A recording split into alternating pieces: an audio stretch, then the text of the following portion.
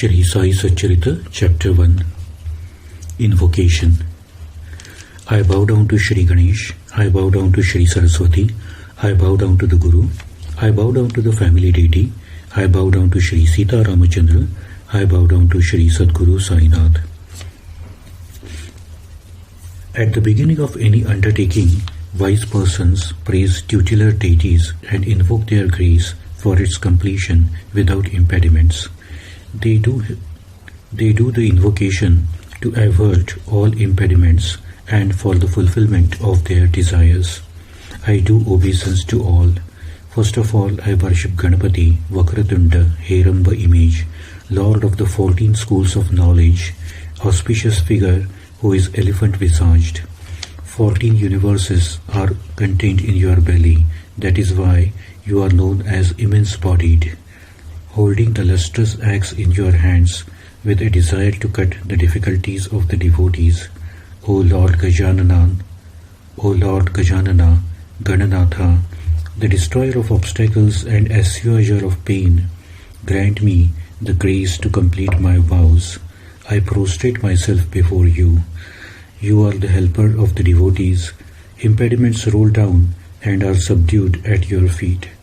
If you directly face them, all deficiencies will vanish. You are the ship in the ocean of life, the flame of light in the darkness of ignorance. Look after me joyfully with prosperity and perfection.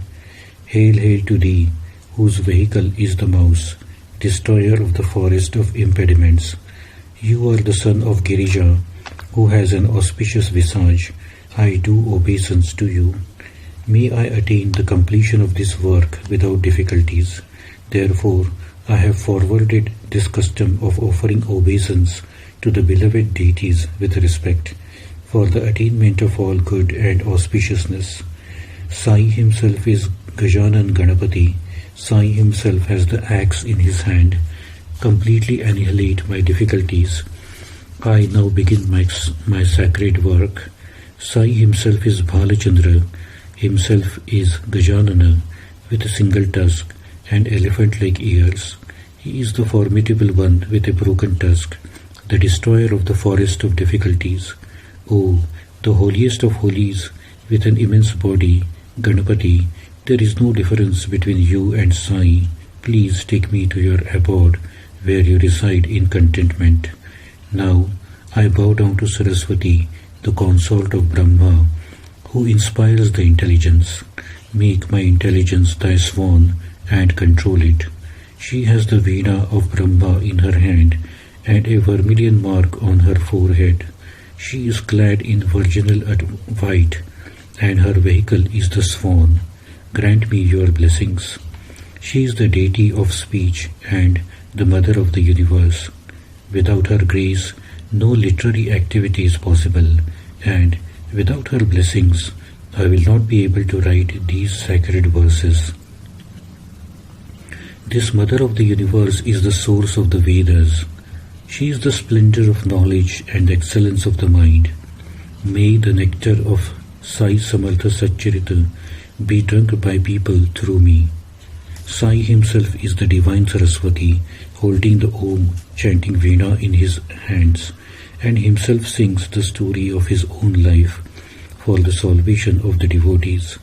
Obeisance to Brahma, Vishnu and Shankar respectively, representing creation, preservation and destruction of the universe, and epitome of Raja, Sattva and Tama. O Sai Nath incarnate, O Sai Nath light incarnate, for us you are Ganesh, Lord of Savitri, Ramesh and Umesh. You are the Sadguru for us. You are the ship to carry us across life's ocean. We the devotees are its passengers. Take us to your yonder shore. Without some good deeds of the past births, how could we have got such a place at your feet? My obeisance to the family deity, Narayan Adinath, dweller of the milky ocean and remover of all sorrows. Parshuram reclaimed the ocean and created a new land, which is called Konkan. There appeared Narayan. I am totally dependent on Narayan, the indweller of all beings, who controls all the living beings and protects them with his merciful glance for his inspiration. Similarly, I make obeisance with utmost respect to my original ancestor, a great sage of Gaud region, who was brought by Bhargava for the completion of his sacrifice or yajna. Now I bow down to the king of the rishis, Bharadwaj, who is the founder of my Gotra belonging to the Rigved branch, Shakal being our ancestral name, the Brahmin caste hailing from Gaud. Further, I bow down to the Brahman, the incarnation of the Supreme Brahman, and then to Yajnavalkya, Bhrigu, Parashar and Narad, the best of the yogis. Also, obeisance to the Vyas of the Vedas fame, Parashar to Sanak, Sanandan, Sanat Kumar, Shuka, Shaunaka, the composer of the sutras, to Vishwamitra and Vasishtha, and also to Valmiki, Vamadeva, Jaimini, Vaishampayan and others. I prostrate myself at the feet of the 9 great yogis and munis. I now make my obeisance to the saints and the virtuous Nivritti, Jnaneshwar, Muktabai, Sopan, Ekanath and his Guru Janardana, Tukaram, Kanha and Narhari. This book will not suffice if I name every saint. Therefore, I bow down to all of them and pray for their blessings. Now, I bow down to Sadashiv, my grandfather of lustrous piety, who stayed forever at Badri Kedar, believing that this worldly life was useless. Next, I bow down to my father, who has always worshipped Sadashiv, wore the Rudraksha necklace around his neck, and whose Ishta Devata was Shiva. Now I bow down to the one who gave me birth, that is mother, who cared for me and took pains day and night. How many of her obligations can I remember now? She left me when I was a child, and my paternal aunt took the trouble to bring me up with great forbearance. I rest my forehead at her feet, who was all the time engrossed in the remembrance of Hari. I lay down my forehead at the feet of the eldest brother, of matchless brotherly affection, who would have laid down his own life for my sake. Now I bow down to the listeners and request their concentration. If they are inattentive, how will I get satisfaction? Whenever the listeners are intelligent and appreciative and are eager to listen to the narration, then by and by the narrator becomes more and more enthusiastic. If you are inattentive, then what is the purpose of this narration? Therefore, I prostrate myself and beg of you to listen with a joyful heart. I have no knowledge of the etymology, nor am I well versed in the scriptures, neither have I heard various holy tales. You are fully aware of all this. I know my own shortcomings, and I know my unworthiness. Yet, to fulfill my promise to the Guru, I am making these efforts to write the book. My conscience tells me I am like a blade of grass before you. But please accept me as your own by being merciful to me. Now I recall the Sadguru, bow down to his feet with love, and surrender my body, speech and mind to him, who is the giver of wisdom and inspiration. Just as when we sit for meals, the sweet dish is served at the end, in the same way I make obeisance to the Guru as a sweet ending to my prostrations. Om. Obeisance to you, Sadguru Raya, abode of rest for both the movable and the immovable.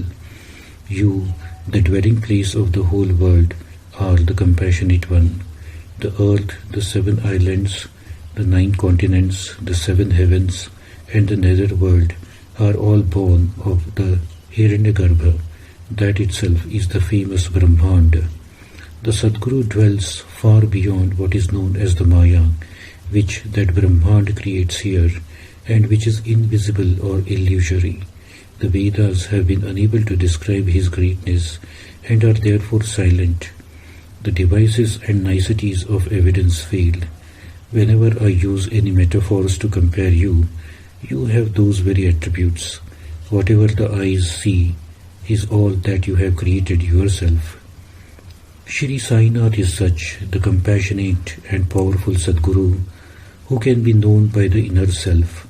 All transcendent eternal one, to you I bow. Obeisance to you, the best of all, ever blissful, fully contented, self-effulgent, abode of auspiciousness, self-realized, teacher of teachers. The Vedas and Shrutis remain silent in their effort to praise you. Whence can I have the intelligence to try and praise you or understand you? Hail, hail, Sadguru, treasury of mercy, hail, hail. Dweller on the banks of the river Godavari, hail, hail. Brahma, Shankar and Vishnu, incarnation of Datta, I bow to you. Brahma's Brahmanda cannot exist without the Sadguru. I offer my 5 pranas to you and with total dedication surrender to you for protection. I bow my head in obeisance, press his feet with my hands, gaze at his face, and inhale the sacred water which washes his feet. Keep listening to the praises of Sai, enshrine his image in the mind, and incessantly meditate on Sai. This will break your bonds with worldly life. Offer body, mind and wealth completely at the feet of the Sadguru. Spend the entire life serving the Guru. The name of the Guru and the intimate association with the Guru, the grace of the Guru and the milk-like sacred water which has washed his feet, the sacred mantra from the Guru and residence in his household, these could be obtained with great efforts. The tremendous power in him, after he has tested the devotee, will take his devotee to the threshold of moksha without him being conscious of it. The association with the Guru is like the sacred Ganga water which cleanses and makes one pure. It also stabilizes the mind on God, which otherwise is fickle. Our Vedas, Shastras and Puranas are the service to the Guru. Our yoga, sacrifice and penance take us towards the feet of the Guru and are our means of deliverance. Our Vedas and Shastras are none else than the pious name of Shri Sadguru. Our mantra is Sai Samartha, that is also our mystical contrivance and mystical worship. That Brahma is real is experienced every day.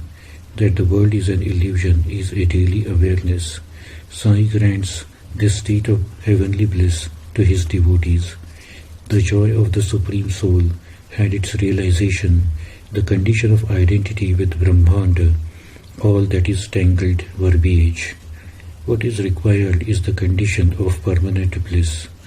Whosoever has imbibed this state of mind and continues to remain in the same condition and has peace and contentment, that state itself is self-realization.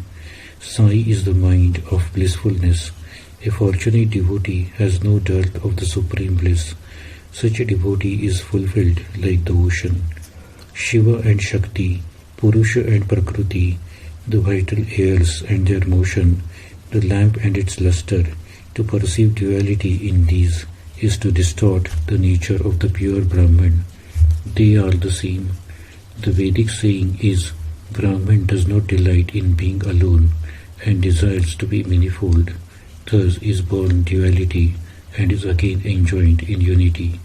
In the state of pure Brahman, there is neither the Supreme Soul nor nature. Where the sun abides, how can there be day and night? The real being is beyond and without any attributes, but for the sake of his devotees, he assumes a form. That is Sai, the pure. I completely surrender to him. For those who surrender to Sai Samartha, he has avoided many calamities of theirs. Therefore, for my own selfish purpose, I bow at his feet. From the point of view of reality, he is absolutely different. To give the pleasure of devotion, He takes different forms and performs the Leelas for his devotees. For him, the lovable one, I bow down.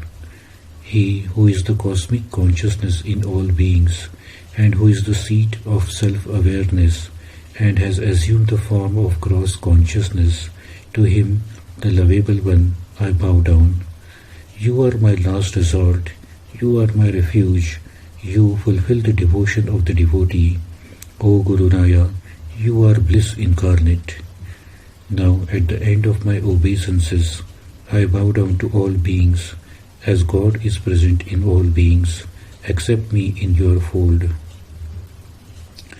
Obeisance to all living beings, so that the Lord of the universe may be pleased.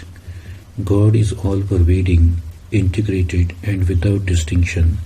Thus, I end all my obeisances, which will become the means to complete what I have begun. They are the auspicious beginnings of this book.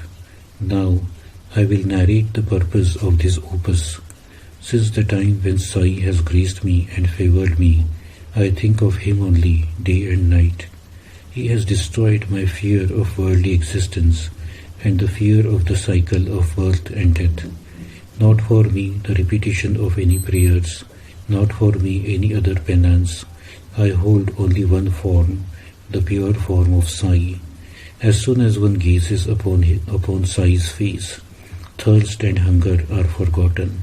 What is the value of other pleasures? One forgets the worldly sorrows. As one looks at Baba's eyes, one forgets oneself. Waves of love swell from within, and the whole world is drowned in the raptures of devotion. Action, religion, scriptures, Puranas, yoga, sacrifices, performance of prescribed religious ceremonies, pilgrimage to holy places and acts of penance, all these are at Sai's feet for me. Continuous observance of the teachings of the Guru and firm adherence to them brings unshakable faith and unwavering stability. It is due to the outcome of my past deeds that my attachment to Sai has increased, and I began to experience his inconceivable power. How can I adequately describe it? That power, which creates devotion and attachment to Sai's feet, also leads to detachment while participating in worldly life and gives great bliss.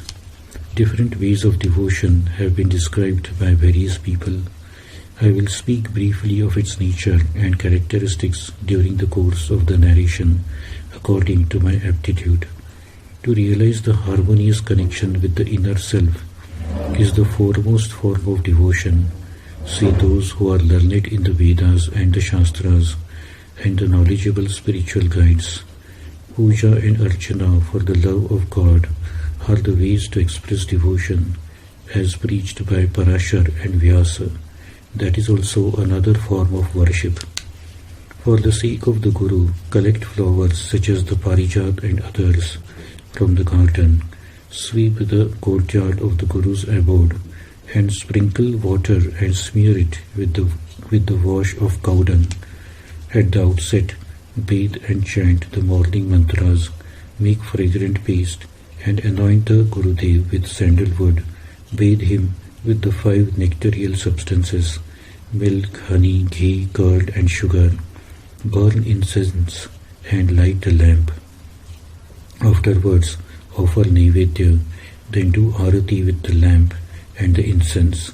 In this way, doing all the services with love is called Archana.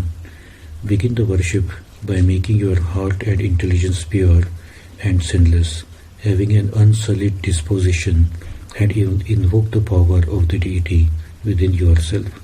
Then recall that divine feeling after the Archana is concluded, and in your heart restore the former state and establish it firmly within you. Now there are other modes of devotion.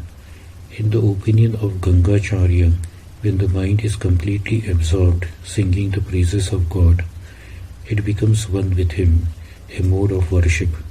Continuously being aware of one's real self, relating religious tales and songs, having disciplined behavior, is another form of bhakti as described by Shandilya.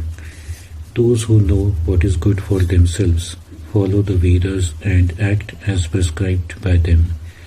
Avoid prohibited and improper conduct and all things which are obstacles for one's own good. I am not the doer of any action, nor the enjoyer of its fruits. When I feel this, this is an action which is devoid of ego and is the surrender to the Supreme Being for union with it. Perform all your actions in this way, then naturally a stage is reached when you become a non-doer. Though it is not possible ever to disown karma, yet it is possible to disown the fruit of the karma. Remove a thorn with the help of a thorn. To become a non-doer, you have to act according to the karmas. When realization takes place, then only the karma will end. Completely stopping the desire for the fruits of action is the best way for foregoing the desires. Perform your daily routines and specially prescribed duties. This is called the law of conduct. Offer all your actions to God and be sorry for missing the remembrance of God for even one moment. This is Naradiya Bhakti, which is different from other ways of devotion.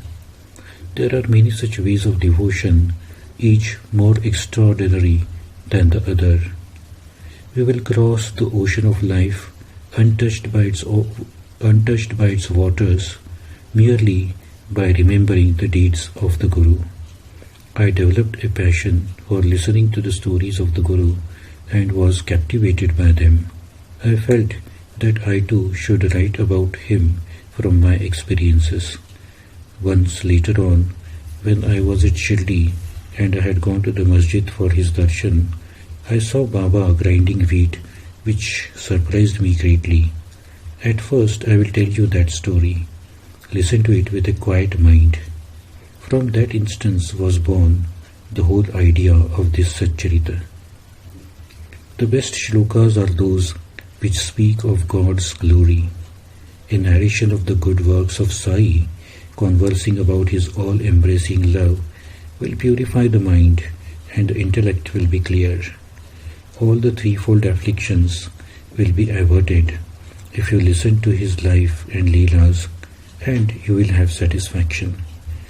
Those who are distressed by the threefold afflictions and those who are inclined towards the attainment of salvation seek refuge at his feet with pleasure and then are enriched by spiritual experiences.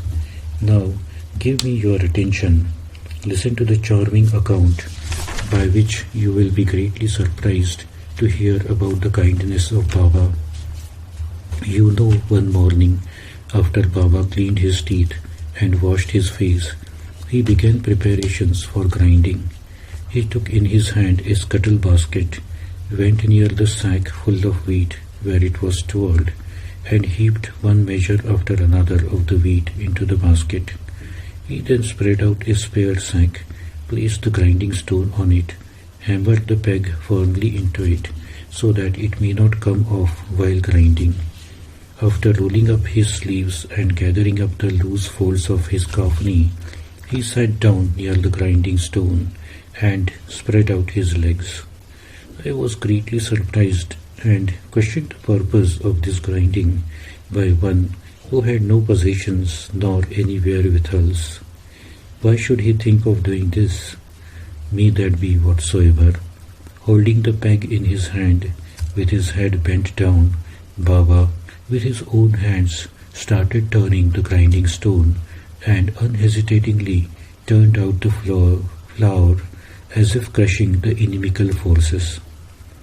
Many a saint I have seen, but none who was a grinder.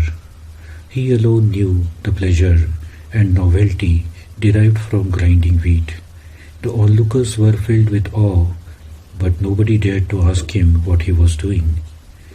No sooner than the news spread in the village that men and women actually came running. All the women who came running were tired. 4 of the women climbed up the steps of the masjid hurriedly and forcibly took away the peg from Baba's hands. Baba became furious with them, but they started grinding the wheat at once, and while grinding, sang songs praising him and his leelas. Seeing the love of the women, his pretended anger cooled down. Anger turned into love, and Baba started smiling. 4 seers of wheat were ground, and the basket was empty. Then the fancies of the women began to dance uncontrollably. Baba does not make chapatis. He goes about as a mendicant. What will he do with the wheat flour? The women conjectured. Baba has neither wife nor child. Baba is all alone. He has no household or family. Why so much flour? One of them said, Baba is exceedingly kind. This Leela is only for our love's sake. Right now, he will distribute this flour entirely to all of us. Now, he will divide it into 4 parts, one for each of us. All of them were building such castles in the air. Baba's sport he alone knows. No one can gauge the extent of it. But the women's greed to loot Baba arose. The flour was spread out and the wheat was used up.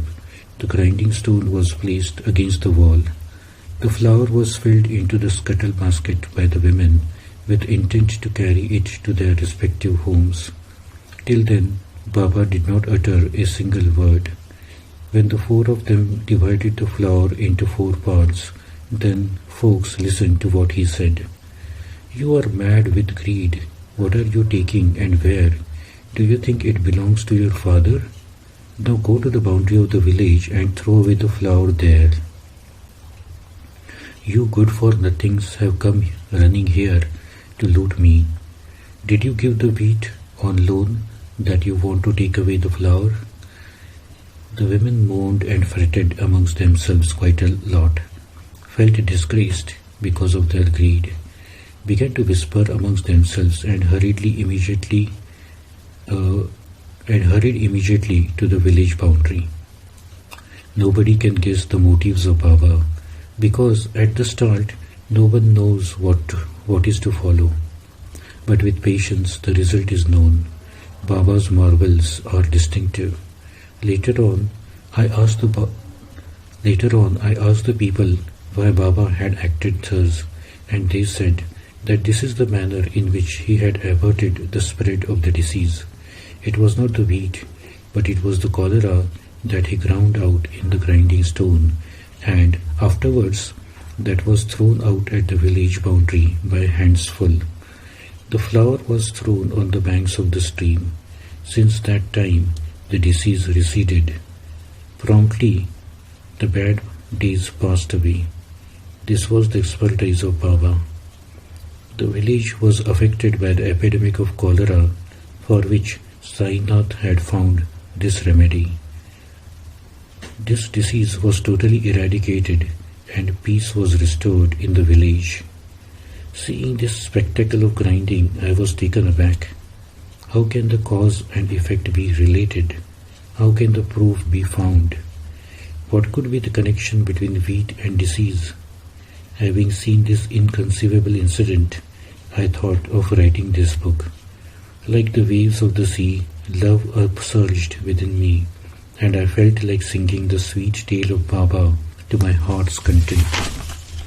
Hemar surrenders to Sainath. The auspicious invocation ends here with obeisance to relations, friends and saints. Obeisance forever to the Sadguru. In the next chapter, I will speak about the purpose of the book and give an insight into the capacity and the commitment to the best of my ability. The listeners should listen to it with concentration. Likewise, the listeners and the writer will be benefited by this Shree Sai Satcharita.